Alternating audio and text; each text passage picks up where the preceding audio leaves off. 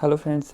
काफ़ी दिन पहले मैंने एक वीडियो डाली थी जिसमें मैंने कुछ क्वेश्चंस आपके साथ शेयर करे थे कि जब भी हम इंटरव्यू देने के लिए हॉस्पिटल में जाते हैं तो क्या क्या क्वेश्चन वो आपसे पूछ सकते हैं। वही क्वेश्चन मैंने आपको बताए थे, तो काफ़ी सारे दोस्तों के मैसेज भी आए थे कि वो जो आपने क्वेश्चन बताए एक बार आप उसका साथ में आंसर्स भी बता दो, तो हमारे लिए भी हेल्पफुल रहेगा। तो इसलिए मैं ये वीडियो का पार्ट 2 बना रहा हूँ। तो अगर आप मेरे चैनल पर नए हो तो चैनल को सब्सक्राइब ज़रूर कर लेना। तो चलो शुरू करते हैं वीडियो। तो फर्स्ट पे आता है वाइटल साइन। तो वाइटल साइन जो है उसको हम साइन ऑफ लाइफ भी बोलते हैं, क्योंकि 4 वाइटल साइन कौन कौन से हैं? Temperature, pulse rate, respiration rate, blood pressure और फिफ्थ वाइटल साइन जिसको हम पेन बोलते हैं। तो इन चारों के बारे में हम एक एक करके पढ़ लेते हैं। सबसे पहले है टेम्परेचर। तो जो टेम्परेचर है वो जो हमारा नॉर्मल बॉडी टेम्परेचर है वो होता है 37 डिग्री सेल्सियस, 98 जिसको हम फ़ारेनहीट में अगर बोले 98.6 डिग्री फ़ारेनहीट। अगर हम ओरली चेक करें तो नॉर्मल ओरली टेम्परेचर जो होता है वो होता है 98.6 डिग्री फ़ारेनहीट। अगर रेक्टल हम टेम्परेचर चेक करते हैं, जैसे हम बच्चों का रेक्टल टेम्परेचर चेक करते हैं, तो उसका जो नॉर्मल टेम्परेचर है वो होता है 99.6 डिग्री सेल्सियस। टेम्परेचर में हम दो चीज़ें देखते हैं, हाइपोथर्मिया और हाइपरथर्मिया। हाइपरथर्मिया में आता है पायरेक्सिया जिसको हम फीवर भी बोलते हैं। तो इसमें जब हमारी बॉडी का टेम्परेचर 99 डिग्री फ़ारेनहीट से ऊपर चला जाता है तो उसको हम पायरेक्सिया यानी कि हाइपरथर्मिया बोलते हैं। जब हमारा बॉडी टेम्परेचर 95 डिग्री फ़ारेनहीट से नीचे आ जाता है तो उस कंडीशन में हम उसको हाइपोथर्मिया बोलते हैं। नेक्स्ट आता है पल्स। पल्स की अगर हम बात करें तो नॉर्मल जो पल्स रेट जो नॉर्मल पल्स रेट होता है वो होता है 60 to 100 बीट्स पर मिनट। तो जो एवरेज हम उसको मान के चलते हैं 72 बीट्स पर मिनट पे। तो जब आपका पल्स रेट 100 से ऊपर जाता है तो उसको हम टैकीकार्डिया बोलते हैं, और जब आपका पल्स रेट 60 से नीचे आता है तो उसको हम ब्रेडिकार्डिया बोलते हैं। तो जो आपका हार्ट रेट है वो अलग अलग सिचुएशंस में बढ़ जाता है। जैसे आप अगर एक्सरसाइज कर रहे हो, जिम में एक्सरसाइज कर रहे हो, तो उस टाइम पे भी आपका जो हार्ट रेट है वो बढ़ जाएगा। अगर आप रनिंग कर रहे हो तो उस टाइम पे भी आपका हार्ट रेट बढ़ जाएगा। अगर आपको फियर है, एंजाइटी है, या अगर आपको फीवर भी है तो भी आपका जो है हार्ट रेट बढ़ जाएगा। तो अगर ऐसी वाली कंडीशंस में आपका हार्ट रेट बढ़ता है तो उसको हम नॉर्मल ही मानते हैं, क्योंकि वो स्पेशल सर्कमस्टांसिस में आपका जो है हार्ट रेट बढ़ा है, तो इसलिए उसको हम इसलिए उसको हम नॉर्मल ही मानेंगे। अगर हम साइट ऑफ पल्स की बात करें तो अलग हमारी बॉडी में अलग अलग जगह है जहाँ से हम पल्स को फील कर सकते हैं। तो अगर सबसे पहले जो है रेडियल आर्टरी, जो जहाँ से हम एबीजी का सैंपल भी लेते हैं, जो मोस्ट प्रेफरेंस आर्टरी होती है वो रेडियल आर्टरी होती है। तो जो रेडियल आर्टरी है वो फ्रंट ऑफ द रिस्ट होती है, हमारा जो रिस्ट है उसके फ्रंट पे होती है। जो ब्रेकियल आर्टरी है वो हमारे एल्बो के फ्रंट पे होती है। नेक्स्ट जो फेमोरल आर्टरी है वो ग्रॉइन एरिया में होती है। कैरोटिड आर्टरी है वो जो है हमारे नेक के साइड पे होती है। जो टेम्पोरल है वो टेम्पोरल बोन के पास में होती है। और भी काफ़ी सारी आर्टरीज होती है, यहाँ से हम पल्स को फील कर सकते हैं। जैसे टिबियल आर्टरी हो गई, पेप्लेटियल आर्टरी हो गई, डॉर्सल स्पेडिस आर्टरी हो गई। तो ये कुछ आर्टरीज है, यहाँ से हम पल्स को फील करते हैं। तो नेक्स्ट है respiration rate. Respiration rate is the act of breathe in और ब्रीथ आउट। इसमें क्या होता है कि जब आप सांस लेते हो तो ऑक्सीजन को आप अंदर लेते हो, जब आप सांस छोड़ते हो तो आप कार्बन डाइऑक्साइड को बाहर निकालते हो। तो जो इसका रेस्पिरेशन रेट का जो नॉर्मल रेट है वो होता है 12 to 20 ब्रीथ पर मिनट। अगर आपका जो है 24 से ऊपर जाता है रेट तो उसको हम टैकीपीनिया बोलते हैं। 10 से नीचे जाता है तो उसको हम ब्रेडिपीनिया बोलते हैं। तो थर्ड एक टर्म है डिज़निया, जिसमें आपको डिफ़िकल्टी होती है जब आप सांस लेते हो। तो जब आप सांस लेने में आपको डिफ़िकल्टी होगी तो उसको हम डिज़निया बोलेंगे। तो नेक्स्ट है ब्लड प्रेशर। जो फोर्थ वाला हमारा वाइटल साइन है उसको वो है blood pressure. It is a measurement of pressure और force of blood against a wall of artery.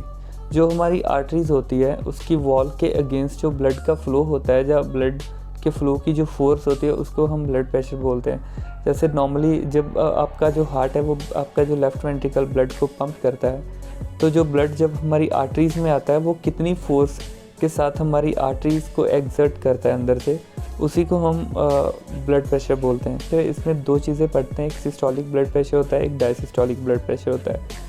तो जो सिस्टोलिक ब्लड प्रेशर होता है वो कॉन्ट्रैक्शन के दौरान हम मेजर करते हैं। जब हमारा लेफ़्ट वेंट्रिकल कॉन्ट्रैक्ट करता है, जब हमारे आर्टरीज़ में ब्लड फ्लो होता है ड्यूरिंग कॉन्ट्रैक्शन, उसको हम सिस्टोलिक बोलते हैं। और जो डायसिस्टोलिक होता है वो होता है रिलैक्सेशन के दौरान जो हमारा ब्लड प्रेशर होता है उसको हम डायसिस्टोलिक बोलते हैं। जो नॉर्मल ब्लड प्रेशर होता है वो होता है 120/80 mmHg। इसमें दो चीज़ें हम पढ़ते हैं, एक हाइपरटेंशन और हाइपोटेंशन।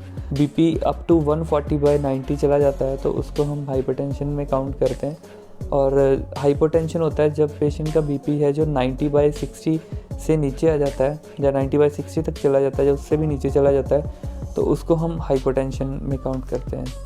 तो दोस्तों नेक्स्ट है हाई रिस्क मेडिसिन। तो हाई रिस्क मेडिसिन में वो मेडिसिन आती है जिसकी डोज अगर हम थोड़ी सी भी ज़्यादा कम दे दें किसी पेशेंट को तो उसके साथ पेशेंट को बहुत सारी कॉम्प्लिकेशंस हो सकती है या कई बार पेशेंट की जान तक जाने का खतरा होता है। तो वो ऐसी जो मेडिसिन है उसको हम हाई रिस्क मेडिसिन में काउंट करते हैं। तो हाई रिस्क मेडिसिन में NABH की तरफ से एक स्पेशल पॉलिसी जो है बना रखी है। तो इस पॉलिसी के अकॉर्डिंग क्या होता है वो मैं आपको बता देता हूँ। जितनी भी हाई रिस्क मेडिसिन आपके वार्ड में या ICU में रखी होती है सबके ऊपर रेड कलर का एक स्टिकर लगा होना चाहिए, ठीक है। सेकेंडली, जब भी आप किसी भी पेशेंट को हाई रिस्क मेडिसिन देते हो तो उसका क्रॉस चेकिंग जो है सबसे ज़रूरी है। जब भी आप कोई डॉक्टर अगर आपको ऑर्डर करता है कोई हाई रिस्क मेडिसिन देने के लिए तो उसके लिए आपने क्रॉस चेक करना है। जो भी आपका सीनियर वहाँ पे होता है तो उनके सामने या आपका जो TL है ड्यूटी पे उनके सामने आपने फिल करना होता है। जैसे आपके पास कोई पेशेंट है उसको सीवियर हाइपोटेंशन हो गया तो आपको डॉक्टर ऑर्डर करता है कि इस पेशेंट को आपने नॉरेट शुरू करना है। तो उस टाइम पे जब भी आपने नॉरेट जो है इम्प्योल लेने हैं तो आपको अपने TL के सामने ही नॉरेट को फिल करना है। तो क्रॉस चेक वही होता है कि आपको अपने TL के सामने नॉरेट को फिल करना है और स्टार्ट करना है। फिर दूसरी चीज़ आती है डबल साइन के, कि जब भी आपने कोई मेडिसिन दी है तो आप जिसके साथ भी जिसकी भी ऑब्जर्वेशन में आपने मेडिसिन को फिल करा है या मेडिसिन को लगाया है उसके भी रेड इंक से साइन होने चाहिए वहाँ पे। जैसे अगर आपका TL है तो वो भी जहाँ पे आपने मेडिसिन दे के एंट्री डाली है वहाँ पे आपके TL के भी साइन होगी और आपके भी साइन होगी। तो नेक्स्ट आता है हाई रिस्क जो रजिस्टर है उस पर एंट्री करना होता है। तो जब भी आप कोई इंजेक्शन देते हो तो उस एक हाई रिस्क मेडिसिन का एक रजिस्टर होता है।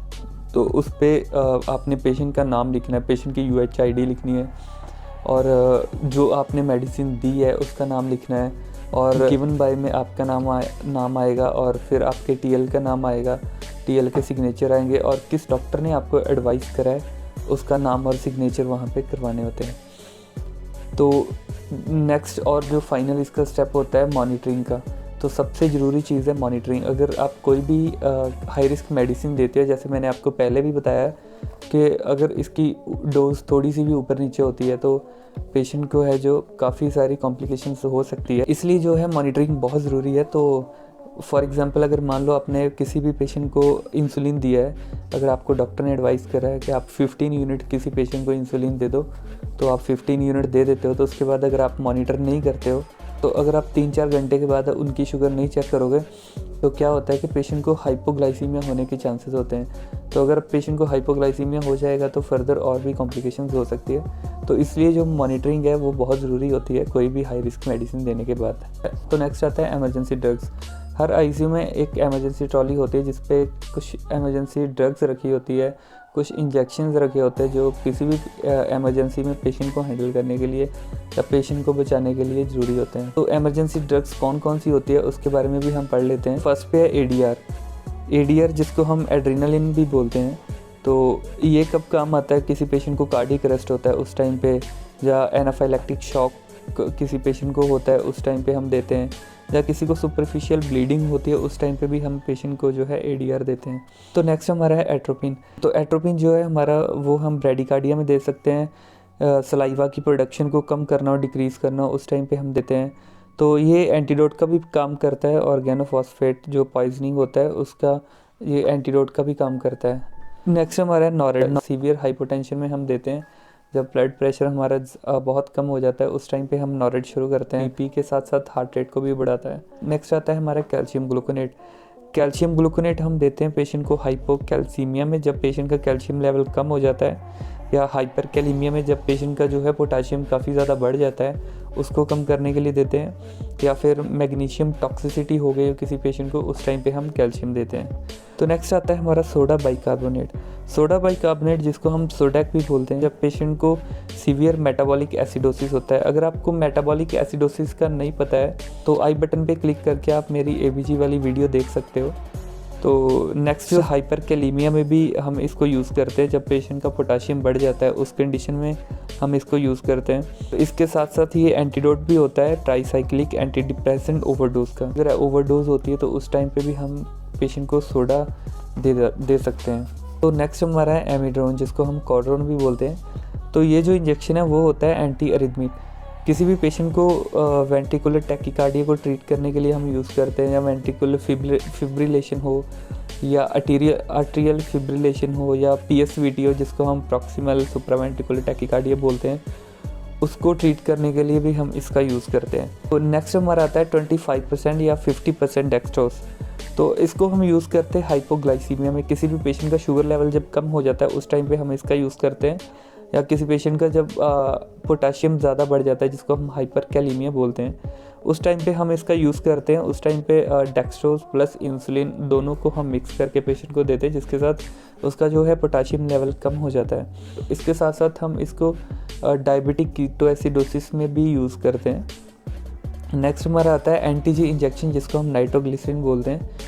तो नाइट्रोग्लिसरीन इंजेक्शन जो है एक्सेलरेटेड हाइपरटेंशन को ट्रीट करने के लिए यूज़ करते हैं, और इसके साथ साथ ये एंजाइना पेक्टोरिस जिसको हम चेस्ट पेन बोलते हैं उसको भी कम करने का काम करता है। तो नेक्स्ट हमारा आता है सक्सिनाइल कोलिन, जिसको हम सुकॉल भी बोलते हैं। इंजेक्शन जो है शॉर्ट टर्म पैरालिसिस का काम करता है। किसी पेशेंट को इंटूबेशन वगैरह करना हो उस टाइम पे हम इसको यूज़ करते हैं। तो नेक्स्ट हमारा आता है डोपामिन, जिसको हम यूज़ करते हैं सीवियर हाइपोटेंशन में, या किसी पेशेंट का हार्ट रेट ज़्यादा स्लो हो गया उस टाइम पे हम इसको यूज़ करते हैं। तो नेक्स्ट हमारा आता है लिडोकेन, जिसको हम ज़ाइलोकेन भी बोलते हैं। तो इसको हम एक एज ए एंटी रिदमिक भी यूज़ करते हैं, और ये लोकल एनेस्थेटिक का भी काम करता है। इसके साथ साथ अगर किसी पेशेंट को डाइजॉक्सिन पॉइजनिंग हुई है तो उसको ट्रीट करने में भी ये हेल्प करता है। तो नेक्स्ट आता है हमारा एडिनोसिन, जिसको हम यूज़ करते हैं SVT में, सुप्रावेंट्रिकुलर टैकीकार्डिया को ट्रीट करने के लिए हम इसका यूज़ करते हैं। नेक्स्ट हमारा आता है हाइड्रोकॉर्टिजोन, जिसको हम एफकॉर्लिन बोलते हैं। नेक्स्ट हमारा आता है मिडाजोलम, जिसको हम मिडाज बोलते हैं। प्रोलॉन्ग सीजन में इसका हम यूज़ करते हैं। और नेक्स्ट है हमारा नैलेक्सन, जो ओपियोइड्स का एंटीडोट होता है। ये जो इंजेक्शंस मैंने आपको बताए हैं ये कुछ कॉमन इंजेक्शन है जो हर इमरजेंसी ट्रॉली में रखे होते हैं, हर ICU हर डिपार्टमेंट में रखे होते हैं, जिसका हम कॉमनली यूज़ करते हैं। तो बहुत सारी और भी मेडिसिन है, अगर मैं आपको बताने लग जाऊँ तो बहुत टाइम चला जाएगा। दोस्तों आज की वीडियो में बस इतना ही, तो बाकी क्वेश्चन हम नेक्स्ट पार्ट में करेंगे। तो इस वीडियो में इतना ही। अगर वीडियो अच्छी लगे तो वीडियो को लाइक ज़रूर करना। अगर आप चैनल पे नए हो तो चैनल को सब्सक्राइब कर देना, और बेल आइकन भी ज़रूर प्रेस कर लेना ताकि आने वाली कोई भी वीडियो आपसे मिस ना हो। तो दोस्तों मिलते हैं वीडियो के नेक्स्ट पार्ट में, तब तक के लिए बाय बाय।